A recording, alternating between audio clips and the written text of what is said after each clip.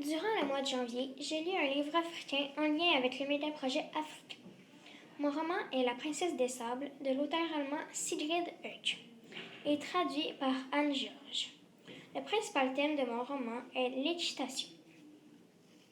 C'est l'histoire d'une jeune Amina, une princesse du sud du Maroc qui chaque jour a comme rêve de monter sur la jument Sharifa. Mais l'équitation est seulement réservée pour les hommes et les garçons. Un jour, le père d'Amina veut lui trouver un mari.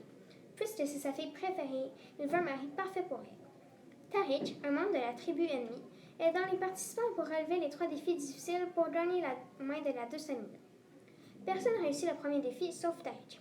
Il réussit le deuxième et le troisième. Finalement, Tariq et Amina se marient à la fin de l'histoire malgré la déception de son père.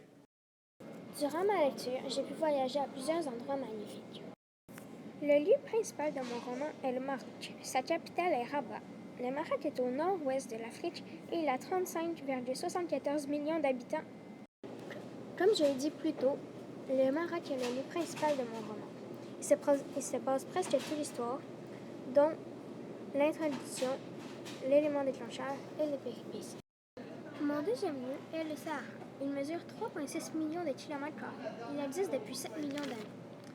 Le Sahara a un climat très varié. Le jour, il peut faire jusqu'à 60 degrés et la nuit, jusqu'à moins 10 degrés Celsius. C'est dans le Sahara qu'Amina, le personnage principal, rencontre son futur mari, Tariq. Mon dernier lieu est les montagnes de l'Atlas. Le Maroc est recouvert de 25% de ces montagnes vertes. La chaîne de montagnes est très longue. Elle mesure environ 2000 km et elle a environ 4000 mètres d'altitude. C'est dans ces magnifiques montagnes que Tariq réussit la course à cheval, ce qui est aussi la dernière épreuve pour marier Amina. Durant ma lecture, j'ai relevé plusieurs éléments culturels du texte différents d'ici. Comme un sheikh, c'est le chef d'un peuple ou d'une tribu. Au Maroc, il y a plus de 10 cheikhs. Avant, on disait qu'un cheikh avait qu'un seul défaut, et c'était la gourmandise. En arabe, sheikh signifie quelqu'un plein de sagesse, et il se vêtit de tunique blanche. Dans mon roman, les chefs sont en conflit. Sans eux, l'histoire serait moins mouvementée. Deuxièmement, le sonnailler. Un sonnailler est un animal qui dirige son troupeau. Il a une sonnaille autour du cou et il sonne souvent sans raison.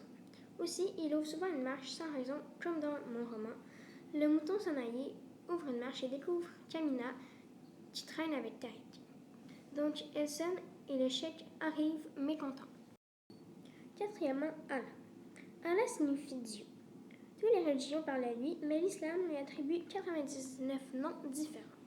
Depuis le 20e siècle, il est uniquement musulman. Dans mon roman, quand les personnes ont besoin d'aide, ils font souvent appel à Allah pour avoir de la chance.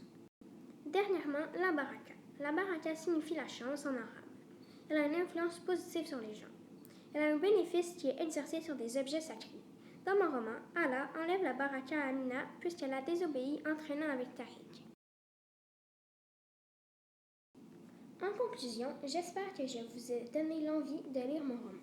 Mon roman m'a fait découvrir que l'égalité est encore de nos jours. Je vous souhaite une très bonne lecture.